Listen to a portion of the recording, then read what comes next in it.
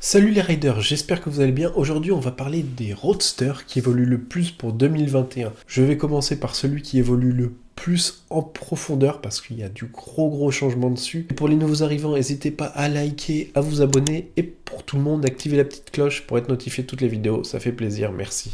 Dans tous les sens et surtout du changement pour les fans de cette marque, on va parler du Ducati Monster qui change énormément. Oui, il passe carrément d'un cadre treillis tubulaire à un cadre alu.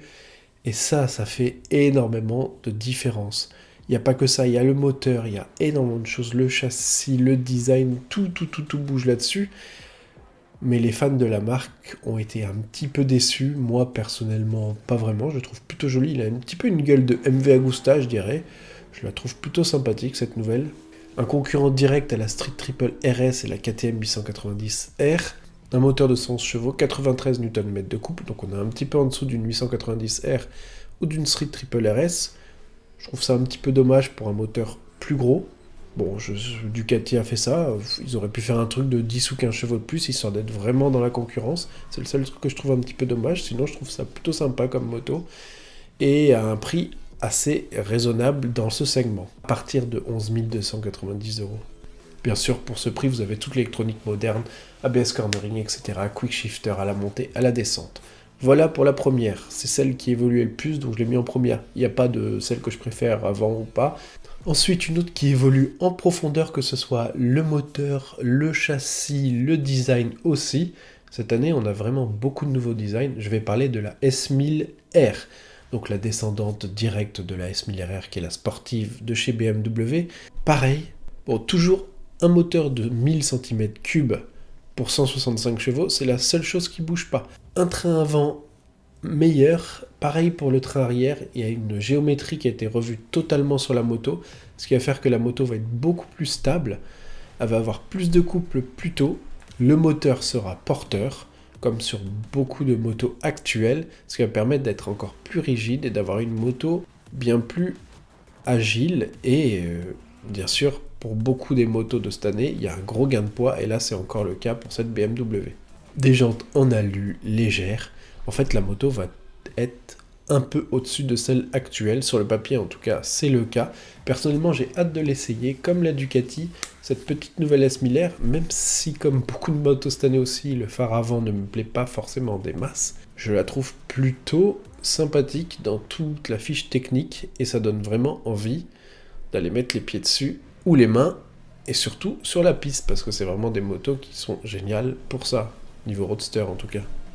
Ensuite, je vais parler bien entendu de Yamaha avec la MT-09 et la MT-09 SP que je vais mettre dans le même sac, même si bien sûr la SP aura des suspensions plus haut de gamme et quelques petites finitions supérieures, mais on va prendre la globalité. Là aussi, une moto qui a énormément d'évolution pour cette année, et en bien, il y a eu déjà quelques essais qui ont été faits dessus, moi j'ai pas eu encore la chance de pouvoir l'essayer, mais tout le monde en est plutôt content. Donc, évolution du cadre, qui en avait vraiment besoin, c'était vraiment, ça se tordait dans tous les sens, c'était trop souple, il faut pas qu'un cadre soit trop rigide ni trop souple, et là il était vraiment trop souple et il était en 2 morceaux. Là c'est un cadre monobloc en un morceau un peu plus rigide, donc ça va être bien. Évolution des suspensions, jantes plus légères, pareil, ABS cornering, le full pack de chez Bosch, donc pas mal d'évolution à ce niveau-là. On perd du poids, on gagne en puissance, 119 chevaux pour 190 kg tout plein fait, le 3 cylindres, donc c'est plutôt correct. Et cette moto qui a toujours autant la patate et qui est toujours aussi fun, et en plus avec un châssis correct, il va y avoir de quoi s'amuser énormément sur les routes. Ça va être une dinguerie, je pense. Même si, pareil que les autres, le phare avant, franchement, c'est un peu chelou. On s'y habitue, c'est vrai, mais quand même, il aurait pu avoir un petit effort. Je sais pas, design, cette année, je suis moins fan. Vous voyez, les motos de 2015 à 2020, j'étais à fond dedans, et là, il y a un truc, je sais pas. J'aime moins, voilà. La MT-07 évolue aussi, pas de révolution, mais quelques évolutions, donc je tenais à en parler. Donc, nouveau design, un freinage meilleur, un éclairage à LED et quelques autres bricoles dessus. Donc, rien que pour ça, c'était important d'en parler parce que, quand même, l'éclairage à LED, le design et un freinage supérieur, c'est toujours bon à prendre. Ensuite, je vais vous parler De Triumph, oui, bien entendu, Triumph avec la Speed Triple 1200 RS 2021, qui là aussi évolue énormément et dans le bon sens. C'est vrai que la Speed Triple avant, enfin, on peut pas dire que c'est mou, mais ça manquait un petit peu de panache, il y avait quelques petites choses qui étaient un peu dérangeantes dessus. Ça restait une très très bonne moto, hein. Attention, on est quand même dans le très haut du panier, mais par rapport au Tiono par exemple, je sais pas, par rapport même au S Miller, par rapport à une MT10, il manquait ce petit côté hyper roadster ultra énervé, ultra violent, c'était assez linéaire et je sais pas, moi j'attends d'une moto comme ça qu'elle soit ultra vive, ultra énervée, ça manquait un petit peu d'agilité aussi par rapport aux concurrents directs. Pour le prix, on est à partir de 17 500 euros. Pour la puissance, on va être à 180 chevaux et 125 Nm de coupe. Donc là, ça évolue de façon ultra énervée. Et ça fait vachement plaisir parce que c'était vraiment là que ça pêchait un petit peu pour un hyper roadster du moins. Ça manquait un petit peu de pêche et un petit peu de pêche là-haut et même un petit peu en bas. Et là, il y a tout qui évolue, plus de coupe plus rapidement, un électronique de pointe qui évolue aussi avec bien sûr l'ABS IMU 6 axes comme sur toutes les motos en gros qu'on va parler là. Donc ABS cornering, anti-patinage, anti-wheeling, réglable dans plein de différentes façons.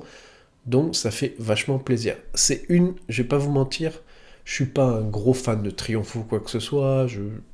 J'aime bien la marque, mais sans plus, il y a des trucs que j'aime pas. Mais ça, c'est une des motos que j'attends vraiment le plus. Je suis curieux de mettre mon cul dessus. Je pense que ça va être explosif, énervé. Et c'est ça que j'aime dans les motos. Et franchement, il y a moyen que ça soit une des motos qui m'amuse le plus pour 2021. Je sais pas, j'ai pas encore mis le cul dessus. Mais sur le papier, elle donne vraiment envie. Et quand on entend parler par certains qui ont eu la chance. Et franchement, je pense que ça va être la moto de 2021, cette petite. En tout cas, dans les nouveautés. Parce que pour moi, c'est vraiment une nouveauté par rapport à l'ancienne. Il y a tellement de différences que on peut plus dire que c'est on pourra plus la comparer à celle d'avant, quoi. Pour le poids, 198 kg à sec, en dessous de 200 kg, donc on n'est pas loin du rapport à 1, hein, quand même pour un roadster, c'est pas mal. Ensuite, je vais juste parler des motos qui sont complètement nouvelles. Bien sûr, c'est pas pareil qu'avant. Là, j'ai parlé beaucoup des trucs qui évoluent, mais par exemple, il y a la Trident 660 qui marche déjà très bien. On en voit pas mal. J'en ai déjà vu une ou deux par chez moi, alors que je vois pas des millions de motos. C'est plutôt mignon, a l'air plutôt sympathique. C'est pas un cadre alu. Elle a un freinage mordant correct. J'ai eu l'occasion, j'ai fait un essai de 30 minutes que j'ai voulu enregistrer, mais hélas, mon micro ne marchait plus, donc je suis un peu dégoûté. En tout cas, je l'ai trouvé plutôt agréable. C'est pas aussi fun, aussi débile qu'une MT-07, on peut pas faire autant de con, ça a moins de patates. Mais le châssis est très sain, c'est une moto très simple à utiliser. L'écran est plutôt joli, je l'ai trouvé intéressante en tout cas. Et aussi dans les nouveautés, bien entendu, c'est une de mes marques préférées, là, je vais pas vous mentir. Aprilia sort son Tiono 660 et sa RS 660. Bon, la RS, là, on n'en parle pas, on est dans un roadster.